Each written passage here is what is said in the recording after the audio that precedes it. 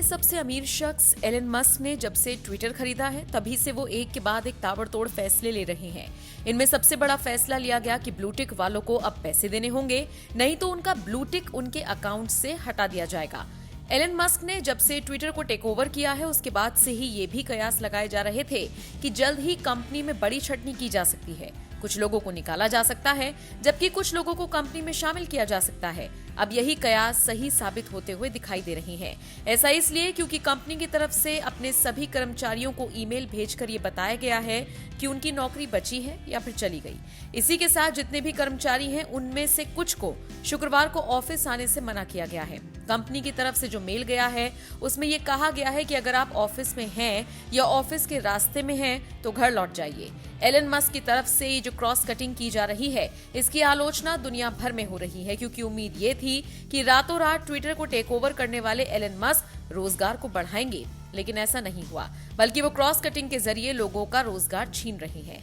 आपको बताते चलें, जैसे ही 27 अक्टूबर को एलन मस्क ने ट्विटर के साथ डील पूरी की थी और सोशल मीडिया कंपनी को टेक ओवर किया था, इसके बाद उन्होंने सबसे पहले कंपनी के शीर्ष पदों पर बैठे अधिकारियों की छुट्टी कर दी थी। इसमें कंपनी के पूर्व सीईओ पराग अग्रवाल, कंपनी के लीगल पॉलिसी ट्रस्ट और सेफ्टी विभाग की हेड रही विद्या गड्डे का नाम शामिल है, जिन्हें कंपनी से बाहर का रास्ता दिखा दिया गया। $44 बिलियन में इस डील को करने वाले एलन मस्क पैसा वसूलने के लिए बड़े बड़े फैसले ले रहे हैं। इनमें न सिर्फ यूजर से पैसा वसूलना बल्कि बड़े लेवल पर छटनी भी एक रास्ता है जिससे कंपनी को प्रॉफिटेबल बनाया जा सके।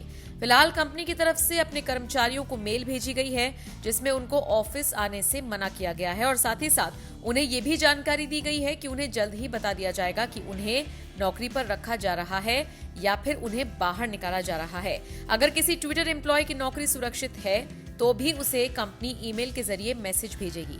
बाकी जिन लोगों को निकाला जा रहा है उनको भी मैसेज जाएगा।